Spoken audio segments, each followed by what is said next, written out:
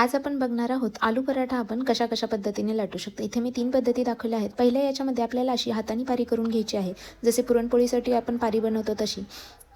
खाली जाड आणि वर पातळ, त्याच्यामध्ये आपल्याला स्टफिंग भरून घ्यायचं आहे आणि हे व्यवस्थित दाबत दाबत आपल्याला याचे तोंड बंद करून घ्यायचे आहे। इथे थोडेसे सारण जास्त झाले होते म्हणून मी ते काढून टाकलेले आहे। तोंड याचे व्यवस्थित बंद करा, नाहीतर मग पराठा फुटू शकतो। आणि याला व्यवस्थित असे प्लेन बनवून याची हाताने थोडासा प्रेस करून घ्यायचा आणि पिठामध्ये घोळवून याचा गरगरीत असा गोल छान पराठा लाटून घ्यायचा आहे।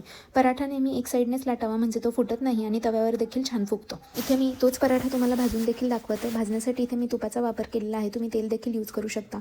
आणि बघू शकता आपला पराठा व्यवस्थित फुगलेला आहे। दुसऱ्या पद्धतीमध्ये मी अशी पुरीसारखी याची पारी लाटून घेतलेली आहे आणि लाटून घेतलेल्या पारीमध्ये छान स्टफिंग भरून घ्या, त्याचे तोंड व्यवस्थित बंद करा आणि छान गरगरीत असा पराठा लाटून घ्या। पराठा लाटताना नेहमी हलक्या हाताने लाटा, म्हणजे सारण हे सगळीकडे पसरते आणि पराठा आपला छान फुगतो देखील।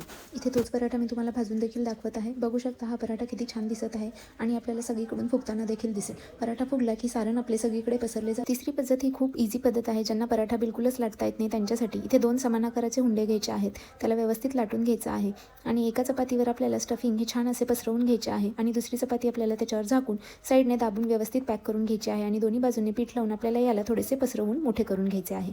हा पराठा व्यवस्थित टम्म फुगतो आणि खायला देखील छान लागतो। सारण सगळीकडे पसरले जाते, त्यामुळे चवीलाही उत्तम लागतो। तर इथे मी तुम्हाला आलू पराठा किंवा कोणताही पराठा लाटायच्या आज 3 पद्धती शेअर केलेल्या आहेत। याच्या व्यतिरिक्त तुम्ही देखील कुठली पद्धत अजून वापरत असाल तर कमेंट सेक्शनमध्ये मला नक्की कळवा आणि चॅनलला फॉलो करायला विसरू नका। थँक्यू।